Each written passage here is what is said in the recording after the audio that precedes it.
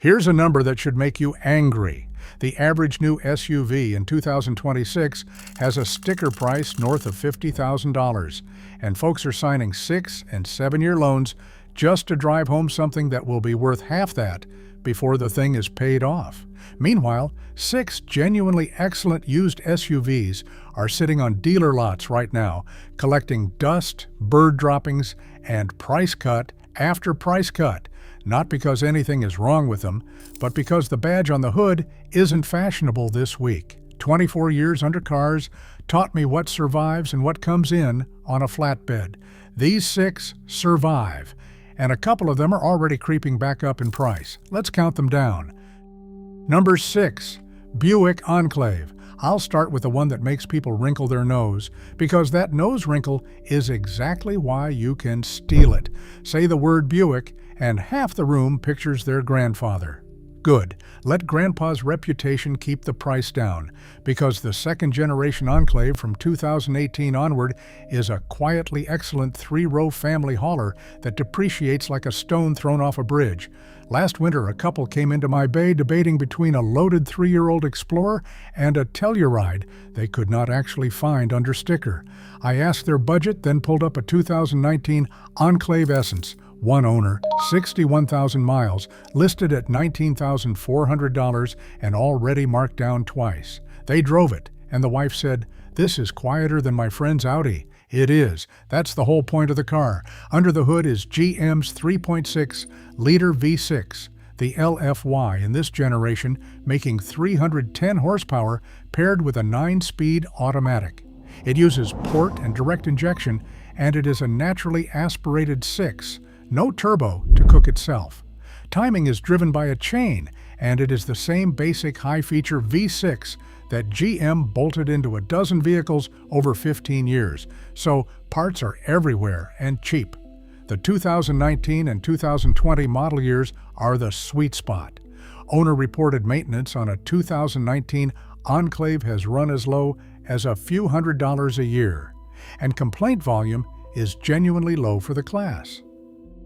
Now the honest part, because I don't sell you fairy tales.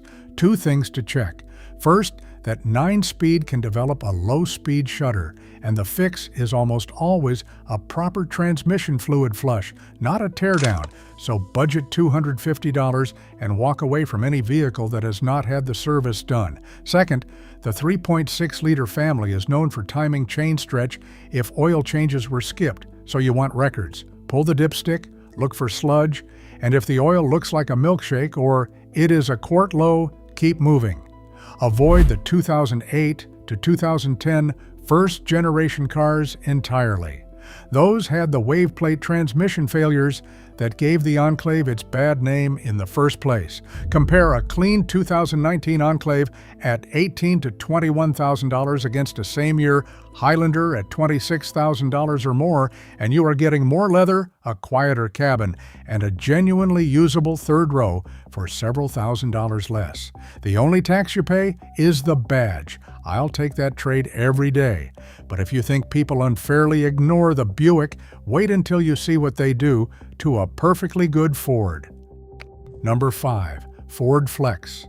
This is the one that breaks my heart a little, because Ford killed it in 2019, and the people who own one will tell you it is the best vehicle they ever had.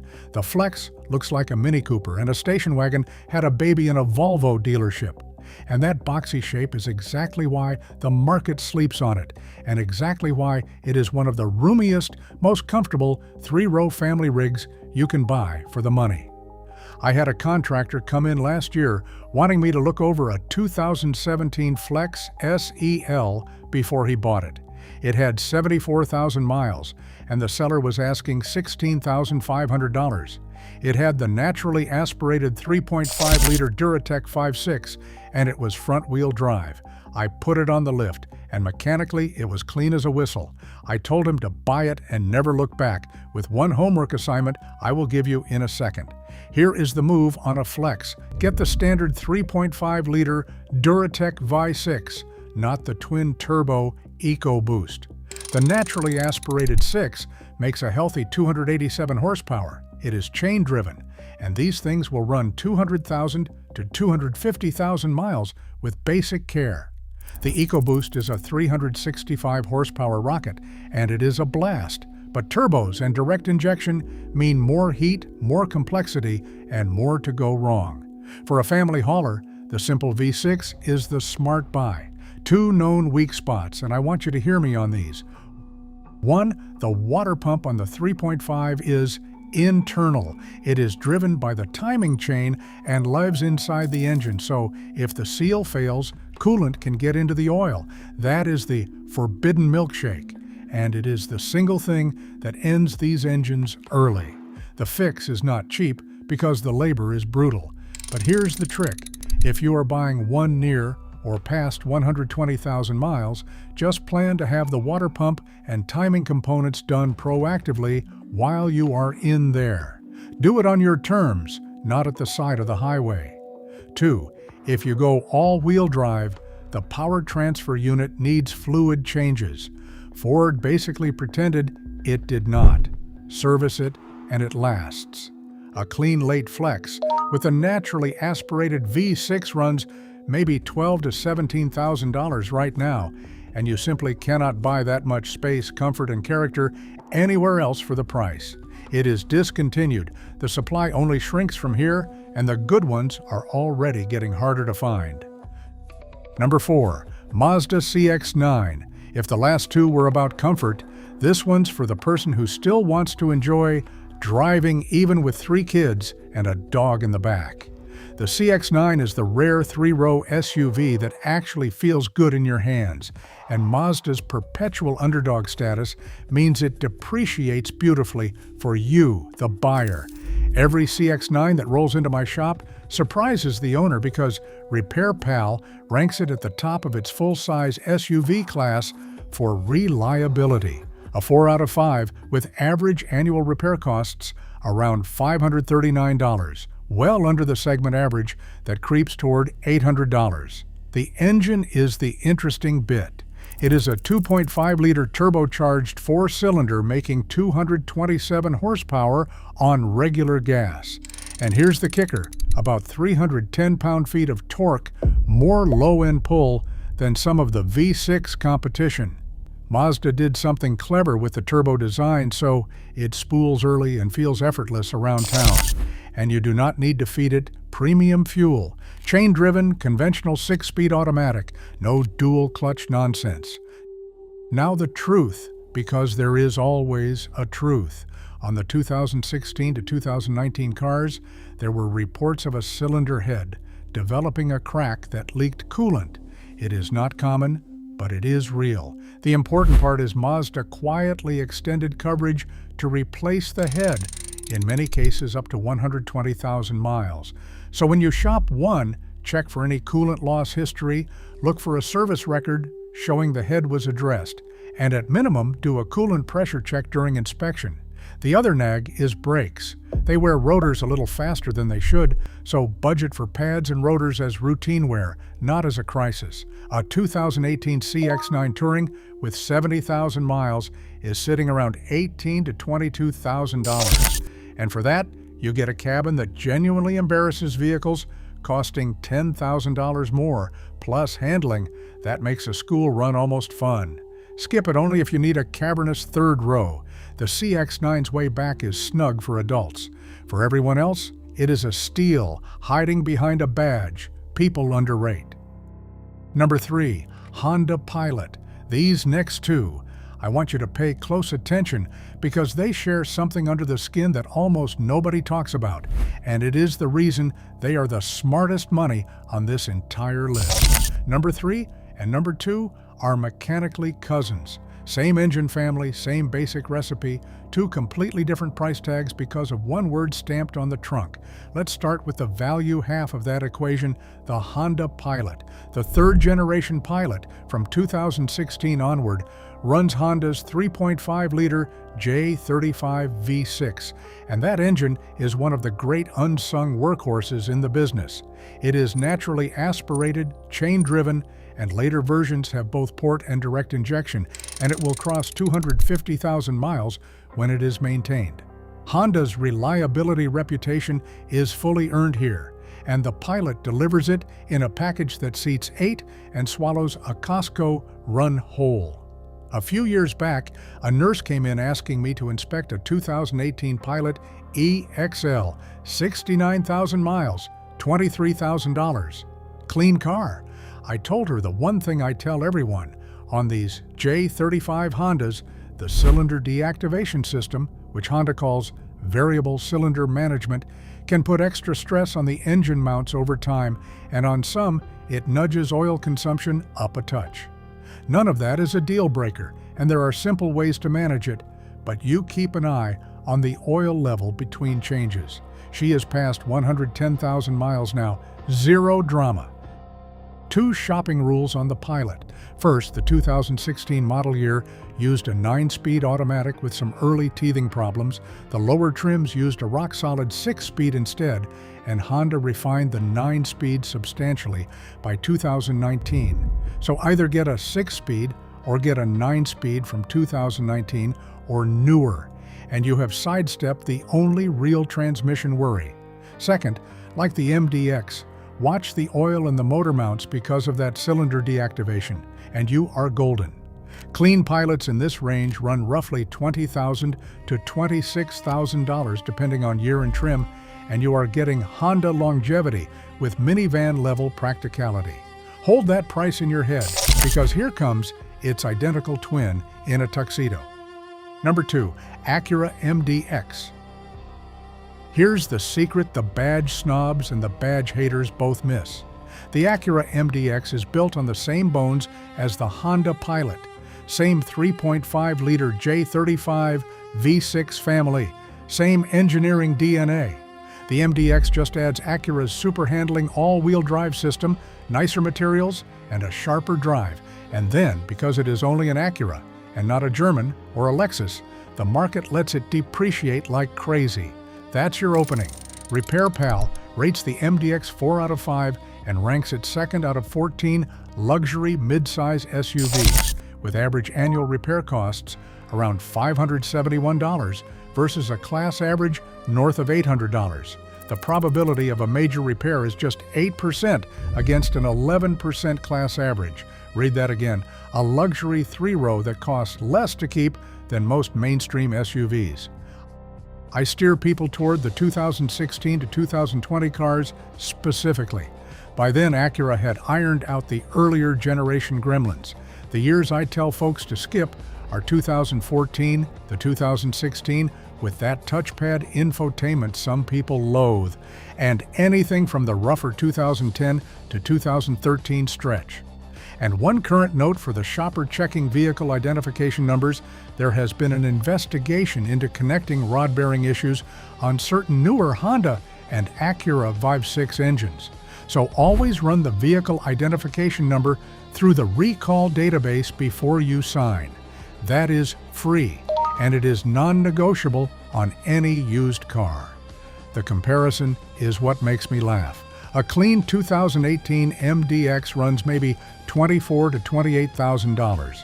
A comparable used BMW X5 or a loaded Lexus RX with a 3rd row will cost you several thousand more up front. And in the BMW case, several thousand more every single year to maintain. You are buying 90% of the luxury experience and 100% of the Honda reliability for the price of a mainstream SUV. If this kind of straight talk is saving you money, do me a favor and hit subscribe. I put out the stuff dealerships wish I would keep quiet about, so that is the cousins, Pilot for value, MDX for value, disguised as luxury. Now the number 1. This is the one I recommend more than any other vehicle on this list, and almost nobody sees it coming. Number 1, Toyota Venza. I'm talking about the original Venza from 2009 to 2015, and I want you to forget everything the name makes you think. Most people glance at a Venza and see a tall, frumpy wagon nobody bought. What I see when one rolls into my bay is a Lexus engine and Camry guts wearing a disguise, sitting on a price tag that should be illegal. Here's the part that will make you sit up. The V6 Venza uses Toyota's 2GR-FE, a 3.5-liter V6, making 268 horsepower. That is the same fundamental engine family that powers the Lexus RX 350, the Toyota Highlander, the Avalon, the Sienna. It is so good that Lotus, the British sports car company, bought it to put in the Avera. Let that sink in. The engine in this dowdy crossover your aunt ignored is the same one a sports car maker chose for a $30,000 plus track machine. It is chain-driven. There is no turbo to fail, no timing belt to replace, and these engines routinely sail past 250,000 miles. The car is, in Toyota's own platform terms, a jacked-up Camry, and calling it basically a Camry is the highest compliment I can pay a used car. A while back, a retired teacher told me her daughter, who did not have a mechanic, had warned her off old crossovers. She had $11,000. I found her a 2014 Venza V6, one elderly owner, 78,000 garage-kept miles, full service records for $11,500. I inspected it myself. Original everything, no leaks, transmission fluid clean. She has driven it 2 years now. Total spend, tires, and oil changes. She calls it the best car she has ever owned, and she has owned an Infiniti and 2 Acuras. Let me give you the inspection checklist, because there are a few quirks. First, on the V6, there is a water pump tucked on the engine that can seep with age. Check for pinkish residue or low coolant. Know that a V6 water pump is more labor-intensive than the 4-cylinder, so it is a negotiating point, not a deal breaker. Second, on the 2009 to 2011 cars, listen for a rattle from the steering column on rough roads. There was a service bulletin about it, and a bad column is pricey, so test the car on broken pavement. Third, run the VIN. These had a recall for a door wiring harness that can chafe, and you want it confirmed done. Here is my pro tip, same as always. Buy the one owned by an older couple with a folder full of receipts. A grandparent Venza is basically a time capsule. Spend the extra few dollars per gallon mentally and get the V6 over the 4-cylinder. It is barely thirstier, far stronger, and it is the bulletproof one. You are looking at roughly $10,000 to $14,000 for a clean V6 Venza right now. And Toyota discontinued the model, so the supply is fixed and shrinking. There is no other way on earth to get a real Lexus-derived V6 and Toyota's legendary reliability for the price of a high-mileage economy car. If I had $10,000 and needed something to run worry-free for the next decade, I would buy another Venza and not think twice. So there's your 6, the Buick Enclave that's quieter than cars twice its price and depreciates because of its name. The Ford Flex, a discontinued cult classic with a simple V6 and room for days. The Mazda CX-9, the 3-row, that's actually fun to drive and cheap to keep. The Honda Pilot and the Acura MDX, the same J35 heart in 2 different suits, one value in disguise. And the Toyota Venza, the sleeper of sleepers, a Lexus engine hiding under a name everybody forgot. The market is temporarily wrong about every one of these, and temporarily is the word that matters.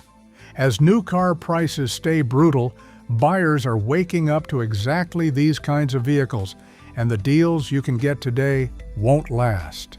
Next time a salesman tries to steer you toward an overpriced lease return with a trendy badge, you will know better. If you want the flip side of this, the SUVs I tell people to run away from, no matter how good the deal looks, I made a whole video on that, and it is right here. 24 years of watching what lasts and what does not. Like it if it helped. Subscribe for more. Truth the dealerships will not tell you, and take care of your car, it will take care of you. I will see you in the next one.